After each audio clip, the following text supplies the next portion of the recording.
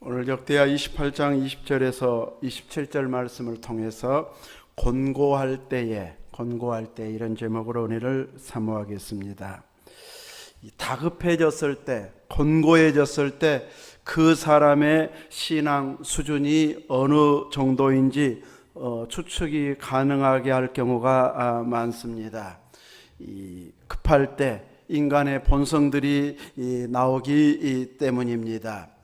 욥이 의인이라 이렇게 인정을 받을 수 있었던 것도 그가 곤경에 처했을 때 한 가지 사건만 있었어도 일생 평온함을 유지하기가 좀처럼 쉽지 않을 만한 엄청난 일들, 또 재산을 빼앗기고 자식을 잃는 이런 큰 일을 겪었는데 그는 그 상황의 소식을 들으면서 범죄하지 아니했다. 또 하나님을 향하여 원망하지 않았다. 이렇게 고백함으로 인하여서 그가 의인으로서의 삶을 사는 것이 이제 옳았다는 것을 보여주고 있습니다.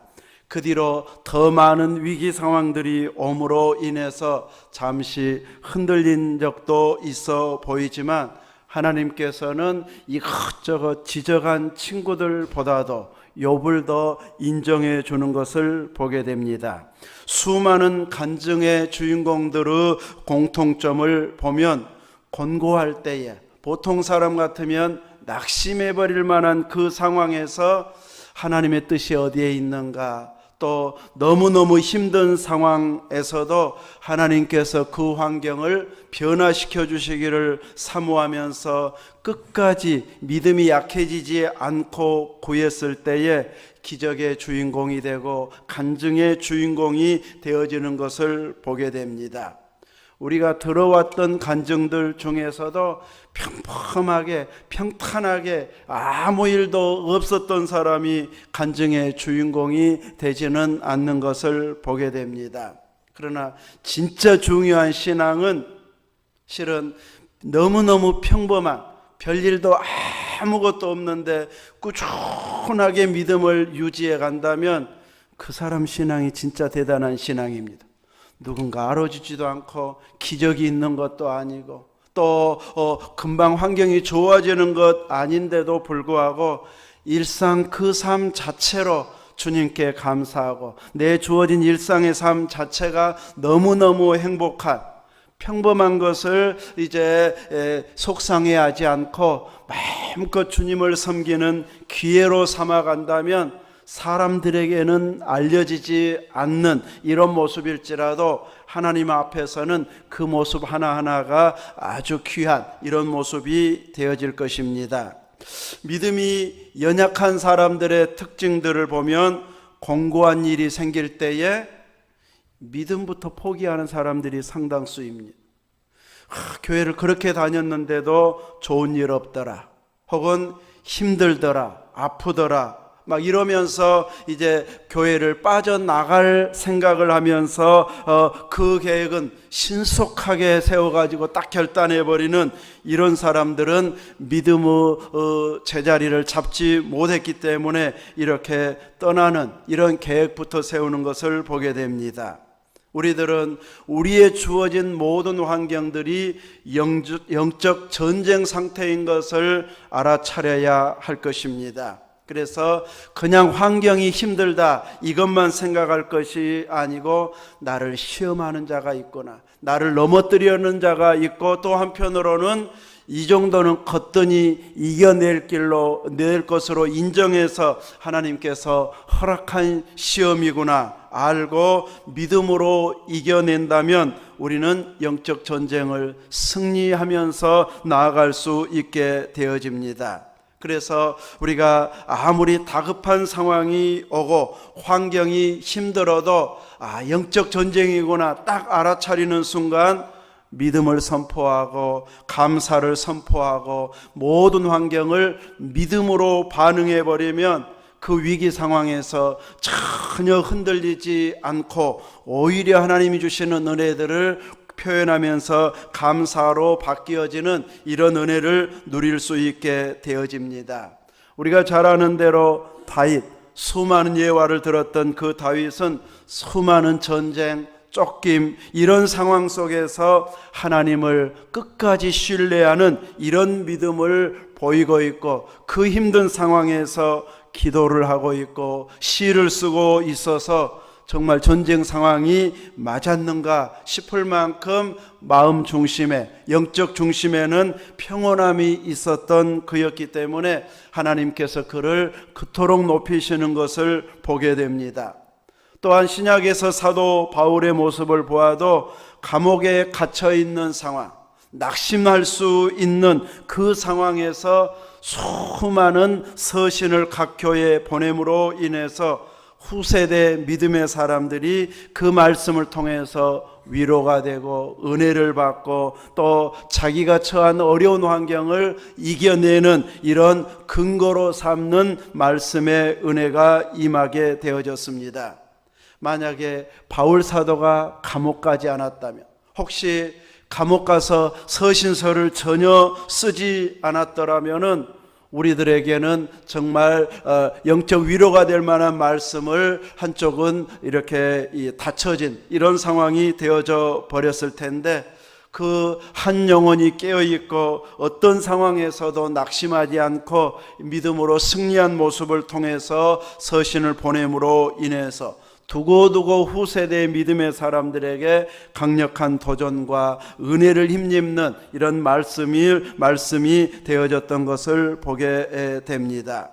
만약에 바울이 감옥에 가지 않았더라면 훨씬 더 개교의 부흥은 되었겠지만, 이 성경의 기록이 줄었다면 아마 후세대의 믿음의 사람들에게는 큰 손해가 될 수도 있었는데, 한 사람이 낙심할 수 있는 상황에서 낙심하지 아니하고 오히려 감사하고 각 교회의 위로와 격려와 책망을 통해서 말씀으로 이렇게 위로함으로 인해서 교회들마다 힘이 되고 또 많은 믿음의 사람들의 신앙을 일으켜 세움으로 인해서 교회적으로는 큰 유익이 되어졌던 것을 보게 됩니다.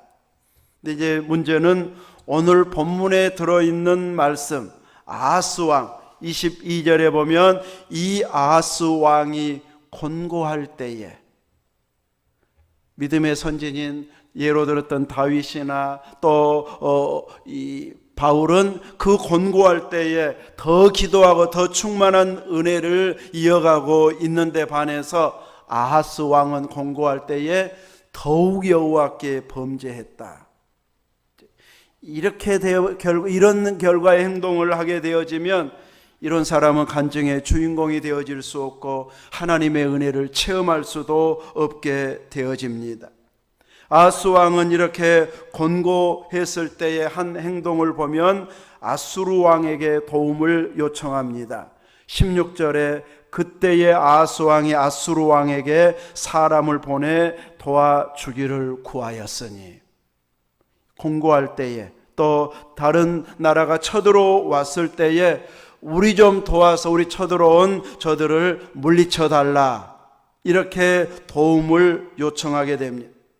에돔 사람들이 쳐들어왔을 때 도와달라고 요청하는데, 아하스 왕이 바알 우상을 만들고 가증한 이방 신들을 본받아 자녀들을 불사르는, 그리고 이방 신들에게 분향하는 이런 범죄를 한 왕이었습니다. 이렇게 하나님께 크게 범죄함으로 인해서 하나님께서 이방 나라의 도움을 요청한 그 유다를 하나님은 도와주시지 않고 있습니다. 하나님과의 관계가 바로 서 있었다면 이제 하나님께서 적은 수여도, 히스기야 때와 같다면 이제 기도만 했는데도 18만 5천 명이 다 죽어있는 이런 이적도 베푸시지만, 우상을 숭배하고 가증한 것을 섬기는 이방 나라에게 선민이 도와달라고 요청했는데 분명히 그 사람들은 도와주겠다고 왔습니다. 도와주겠다고 왔는데 20절에 보면 돕지 아니하고 도리어 그를 공격하였더라.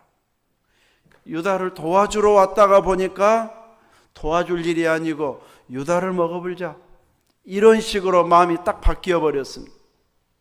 이 세상에서는 이렇게 철저히 도와줄 것처럼 약속하지만 딱 분위기와 상황이 바뀌어지면 자기 이속 챙겨버립니다. 세상 국가들도 회사들도 또 사람들도 끊임없이 항상 돕는 것이 아니고 기회를 봐가지고 그 모든 이속을 직접 챙겨버리는 때가 올 수도 있습니다. 그래서 유대를 도와주러 왔다가 오히려 공격을 하고 또 더 많은 것을 차지해가는 이런 행동을 지금 하고 아수르 왕이 하고 있습니다. 그래서 아하스는 여호와의 전과 왕궁과 방백들의 집에서 거둬들인 이런 재물을 가지고 도와달라고 요청했는데 실질적인 도움은 전혀 되지 않고 오히려 피해를 본 결과가 나오게 되어집니다. 어디서부터 해결해야 할지를 알 수 없는 이런 상황이 되어져 버렸습니다.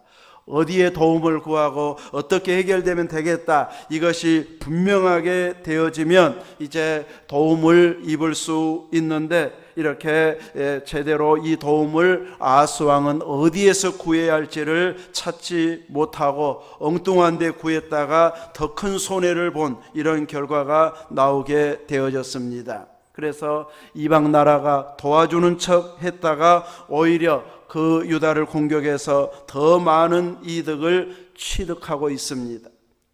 공고함이 있을 때에 우리가 우상 숭배해서 이방 신들을 섬기고 자녀들을 불사르는 일, 이런 거 철저히 하나님이 금했는데 뭔가 복 받으려고 잘해보려고 나라를 강하게 하려고 했는데 오히려 피해보고 있구나 깨달아지면 하나님께 회개하고 하나님께 이제 도움을 요청했으면 해결의 실마리가 풀려지고 시작이 되어졌을 텐데 오히려 다메섹 신들에게 제사하고 도움을 요청하는 이런 어리석음을 범하게 됩니다. 그 이유는 아람 왕들이 강해진 거 보니까 그 신들이 그 나라를 도왔고 그 신들이 훨씬 더 용하고 힘이 있어가지고 그 나라까지 강해진 것 같다. 우리도 아람 신 섬기면 우리나라도 강해지는 거 아니야? 하면서 자기 나라를 강하게 한다고 하나님을 배척하고 아람 왕들이 섬기는 우상들, 이방신들을 섬기는 쪽으로 선택을 함으로 인하여서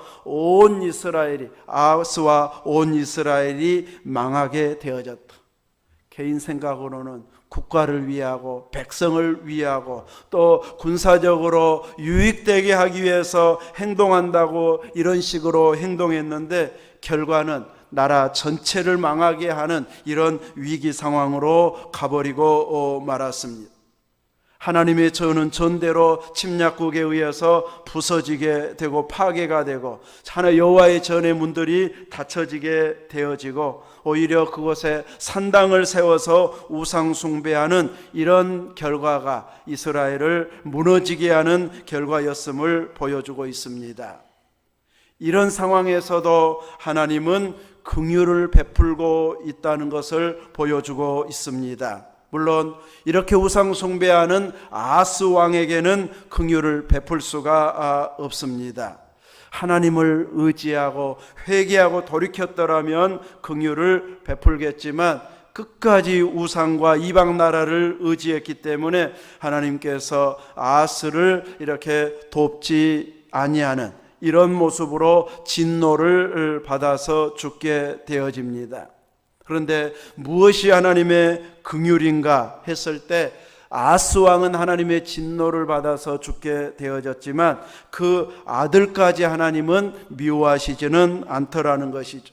율법에도 아비의 죄 때문에 아들에게 전가시키지 말라고 말하고 있는데 하나님께서는 그 주신 말씀처럼 아하스 왕이 비록 범죄했다 할지라도 그 죄가 너무 커서 아들도 그냥 다 멸해버려야 되겠다 한다든지 은혜를 전혀 안 주리라 이런 쪽으로 몰아가지 않고 이렇게 하나님께서 또 하나님 마음에 합한 자를 왕으로 세우는 그 길을 열어주고 있습니다.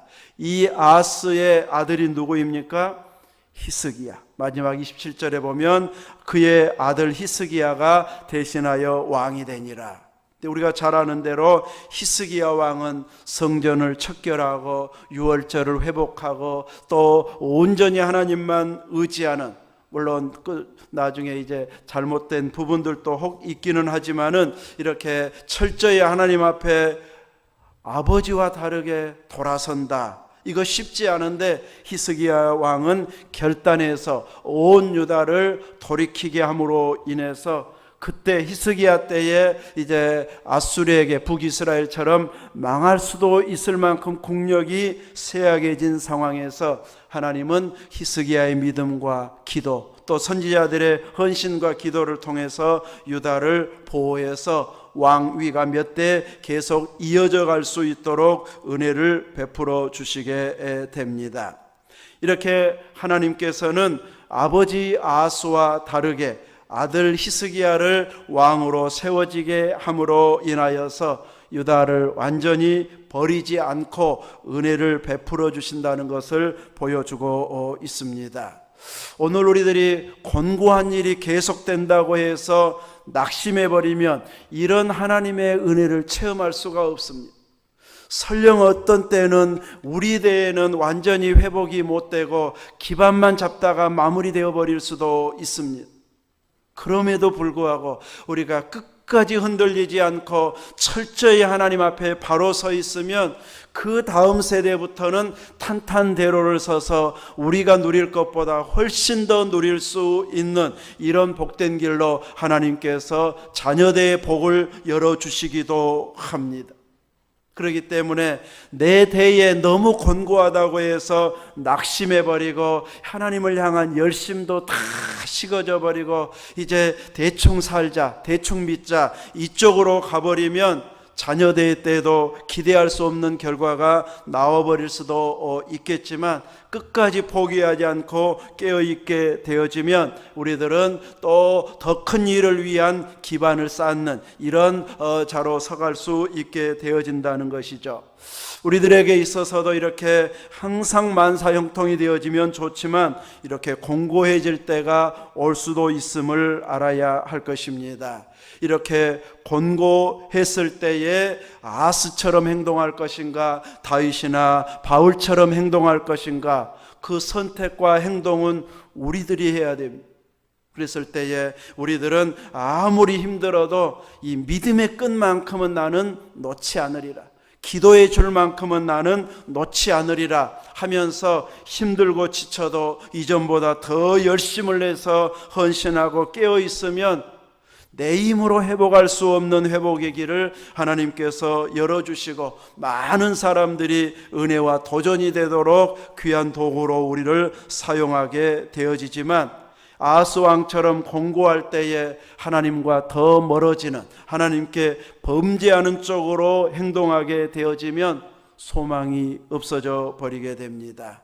우리는 좋을 때도 힘들 때도 곤고할 때도 항상 영적 전쟁임을 알고 믿음만큼은 내가 더 굳세게 세워가리라, 아무리 시험해도 믿음의 손해는 안 본다, 이런 자세로 깨어 있는다면 우리의 미래는 훨씬 밝아지게 될 것입니다. 우리 모두가 이런 자세로 오늘 내 주어진 환경이 힘들어도 믿음의 승리 쪽으로 선택해서 믿음의 승리의 모습을 보여줄 수 있는 이런 간증자가 되어질 수 있기를 주님의 이름으로 축원합니다. 아멘.